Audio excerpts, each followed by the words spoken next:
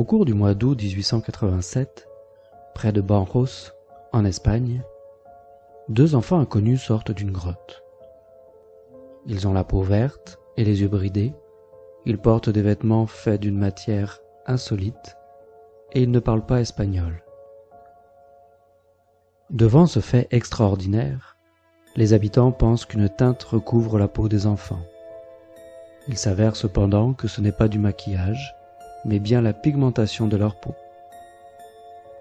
Accueillis dans le village, les enfants refusent de s'alimenter pendant près d'une semaine, avant de finalement accepter de manger des haricots frais.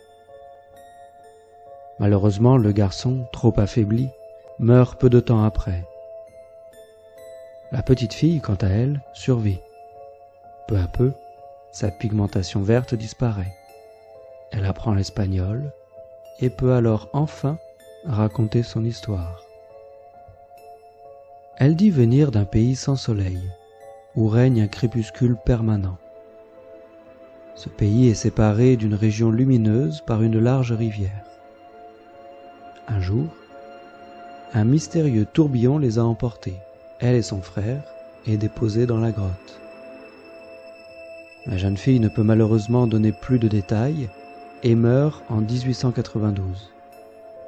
Ce phénomène restera alors un mystère, jusqu'au jour où est découvert un récit équivalent, plus complet, qui se produisit cette fois en Angleterre.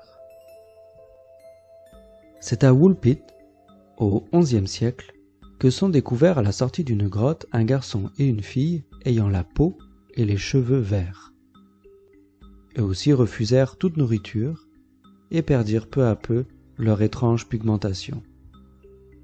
On leur enseigna l'anglais et ils racontèrent leur histoire. Ils dirent venir d'une région appelée le pays de Saint-Martin, un endroit où le soleil ne brillait jamais. Alors qu'ils gardaient un troupeau, ils ont entendu un grand bruit. Voulant savoir d'où ils venaient, ils sont entrés dans un tunnel pour se retrouver à la sortie d'une grotte.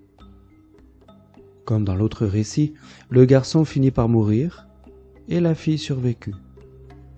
Elle resta à Woolpit et épousa un homme du village voisin, sans pour autant pouvoir donner plus d'explications sur ce qui s'était passé. Mais si leur récit fournit peu d'informations, il n'en est pas pour autant avare d'indices. Non loin de Woolpit se trouve le village de Fornham-Saint-Martin, qui peut-être correspond au mystérieux pays de Saint-Martin. Cette région est également connue pour posséder de nombreuses galeries d'anciennes mines de silex. Peut-être s'agit-il là de l'un des souterrains empruntés par les enfants.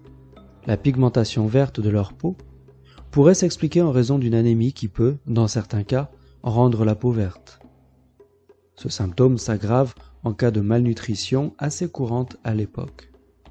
Le fait que la pigmentation soit redevenue normale après plusieurs semaines d'une alimentation plus équilibrée semblerait en être la preuve.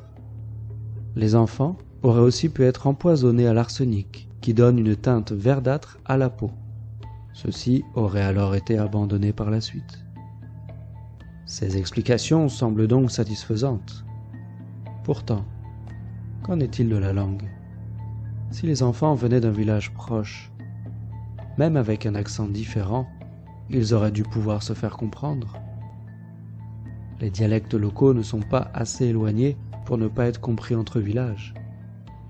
Et surtout, comment expliquer qu'une histoire similaire soit survenue dans deux pays à deux époques différentes?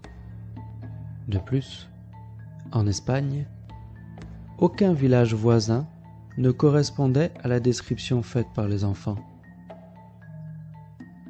Il doit donc y avoir une autre explication, satisfaisante pour les deux récits, mais qui n'a pas encore été fournie.